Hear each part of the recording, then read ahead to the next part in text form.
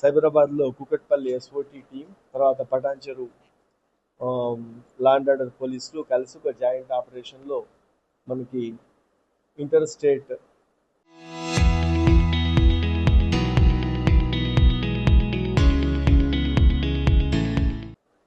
గాంజా స్మగ్లర్స్ని పట్టుకోవడం జరిగింది. అది ముత్తంగి దగ్గర పటాన్చెరు పోలీస్ స్టేషన్ లిమిట్స్లో ఈ సీజర్ జరిగింది. దీంట్లో ట్రిబ్యూని అని చెప్పి ఒక ఒరిస్సాకి సంబంధించిన వ్యక్తి మల్కాన్గిరి ఫారెస్ట్ నుంచి ఆ గంజాయి ప్రొక్యూర్ చేసుకోవటం, తర్వాత దాన్ని ఇక్కడికి మహారాష్ట్రకి అమ్మటం జరుగుతూ ఉంది. మనకి ఇప్పటి వరకు ఉన్న ఇన్ఫర్మేషన్ ప్రకారము మనీషా పడ్వాల్ అని చెప్పి ఈమె లేడీ సోలాపూర్కి చెందింది. ఈమె అక్కడ నుంచి రిసీవ్ చేసుకొని అక్కడ లోకల్లో సోలాపూర్లో సప్లై చేస్తూ ఉంది. ఈ ట్రాన్సాక్షను మీడియేట్ చేసింది ప్రతాప్ అని చెప్పి సోలాపూర్ అతనే. ఈ ప్రతాప్ వెళ్ళి ఆ ఒరిస్సాకి వెళ్ళటము, వాళ్ళందరినీ మీడియేట్ చేసుకోవటము, రేటు మాట్లాడుకోవటము, తర్వాత ట్రాన్స్పోర్టేషన్ ప్లాన్ చేసుకోవటం జరిగింది.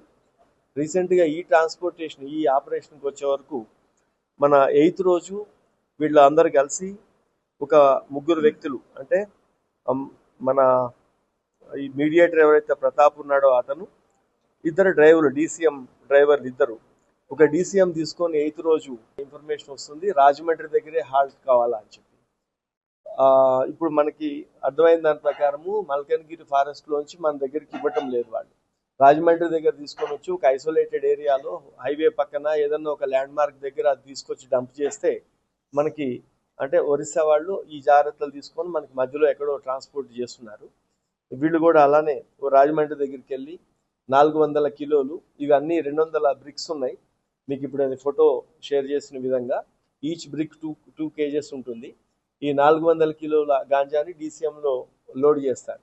లోడ్ చేసిన తర్వాత ఈ గణేష్, రోహిత్, ఆనంద్ అండ్ బబ్లు సాహిల్, ఈ 4 కూడా సోలాపూర్ నుంచి ఒక ఎర్టిగా కారులో ముందు పైలట్ చేసుకుంటూ వస్తే పోలీస్ చెకింగ్ ఉంటే ముందే DCMని అలర్ట్ చేయడానికి వీళ్ళు కూడా ఒక మిడిల్ కాంటాక్ట్ వైరా అని పెట్టుకుంటారు. ఎర్టిగా సోలాపూర్ నుంచి వైరాకి వెళ్ళి అక్కడ ఆగుతుంది. DCM రాగానే వీళ్ళిద్దరు కలిసి మన ORR నుంచి వెళ్తూ మన ముత్తంగి టోల్ గేట్ నుంచి వెళ్ళి ముంబై రోడ్ తీసుకోవాలి వాళ్ళు. ఇది మనకి చాలా నమ్మదగిన సమాచారం మీద ఈ ఆపరేషన్ జరుగుతూ ఉంది.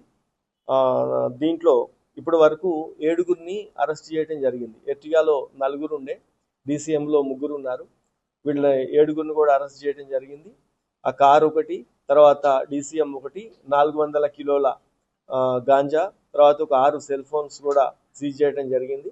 ఇప్పుడు మార్కెట్లో 50,000 రూపాయల కిలోగా ఉంటుంది కాబట్టి దీని కాస్ట్ అప్రాక్సిమేట్ 2 crores ఎస్టిమేట్ చేయడం జరిగింది. దీంట్లో ఇప్పటి వరకు ఉన్న డేటా ప్రకారం ఇప్పుడు ఈ ట్రిబ్యూని అని చెప్పి ఏదైతే పేరుందో వాళ్ళకి ఆ మనీ మొత్తం కూడా హవాలా రూపంలో ఈ మనీషా పడ్వాల్ అని చెప్పి ఆమె పంపించారని మనకి మీడియేటర్ చెప్తున్నాడు. వీళ్ళ దారి ఖర్చులకు మాత్రం ఒక 3 లక్షల రూపాయల నగదు, 70,000 గూగుల్ పే చేస్తే ఈ ట్రాన్స్పోర్టేషన్ ఇదంతా కూడా జరుగుతూ ఉంది. వీళ్ళందరి మీద ఇప్పటి వరకు ఇక్కడ మన స్టేట్లో అయితే ఏమీ కేసెస్ లేవు. వీళ్ళందరూ ఈ మీడియేటరు అండ్ మిగతా వాళ్ళే దొరికారు కాబట్టి ఆ ట్రిబ్యూని అసలు ఒరిజినల్ పేరు ఉందా లేదా, ట్రూ కాలర్లో వచ్చే దాని ప్రకారం కూడా ట్రిబ్యూని ఉంది. బట్ ఒక్కొక్కసారి ఒక సూడో నేమ్తో ఈ ఆపరేషన్ చేస్తుంటారు వీళ్ళు. కాబట్టి వాళ్ళ ఒరిజినల్ ఐడెంటిటీ వీళ్ళిద్దరిది కూడా తీసిన తర్వాత కానీ వీళ్ళు ఇంతకు ముందు ఏమన్నా కేసులు ఉన్నాయా లేవా అనేది అర్థమవుతుంది. చాలా రోజుల తర్వాత ఇప్పుడు సైబరాబాద్ లిమిట్స్లో ఈ మధ్యకాలంలో మన తెలంగాణ ప్రభుత్వం గంజాయి మీద, తర్వాత డ్రగ్స్ మీద చాలా అన్ని రకాలుగా మల్టీప్రాంగ్డ్ అప్రోచ్తో కొంత పోతుంది కాబట్టి ఈ మధ్య దొరకటం లేదు, చాలా కష్టమవుతుంది. ఓన్లీ ఇంటర్మీడియట్ అంటే ఒరిస్సా నుంచి మహారాష్ట్ర వెళ్ళే దొరుకుతున్నాయి మనకి. కాబట్టి దీంట్లో చాలా రోజుల తర్వాత ఈ 400 కిలోల గంజాయి అనేది దొరకటం, దాని వెనుక దానికి చాలా కష్టం ఉంటుంది. మన టాస్క్ ఫోర్స్ చేసిన మన SOT కూకట్పల్లి DCP శోభన్ కుమార్ గారు, తర్వాత అడిషనల్ DCP విశ్వప్రసాద్, వాళ్ళ టీం, వీళ్ళందరూ కలిసి కష్టపడి ఆ ఇన్ఫర్మేషన్ తీసి పటాన్చెరు వినాయక్ రెడ్డి, ఇన్స్పెక్టర్ రాజు వీళ్ళతో కలిసి దీన్ని క్రాక్ చేయటాన్ని CP గారు అభినందించారు. అప్పుడు మనకి అన్నీ వస్తాయి. యాక్చువల్గా వీళ్ళ పేర్లు, ఈ యొక్క ఆధార్లు కూడా మనం కూడా దేన్ని బట్టి నమ్ముతున్నాము, ఇప్పుడు వాళ్ళ చేతిలో ఒక ఆధార్ ఉంటుంది, జేబులో, లేకపోతే వాళ్ళకి ఒక ఫోన్ నెంబర్ ఉంటుంది. ఈ ఫోన్ నెంబరు ఆధార్ బట్టి ఉంటుంది, కానీ ఇవన్నీ ఫేకా, ఇవన్నీ అనేది దీని తర్వాత వస్తుంది. ఇప్పుడు మనకి మేజర్గా ఈ సోలాపూర్లో ఎవరైతే మనీషా పడ్వాల్ అని ఎవరైతే అని చెప్తున్నారో, ఈమెని పట్టుకుంటే కూడా చాలా క్రూషియల్ ఇన్ఫర్మేషన్ ఉంటుంది. వీళ్ళని త్వరలోనే అరెస్ట్ చేయడం జరుగుతుంది.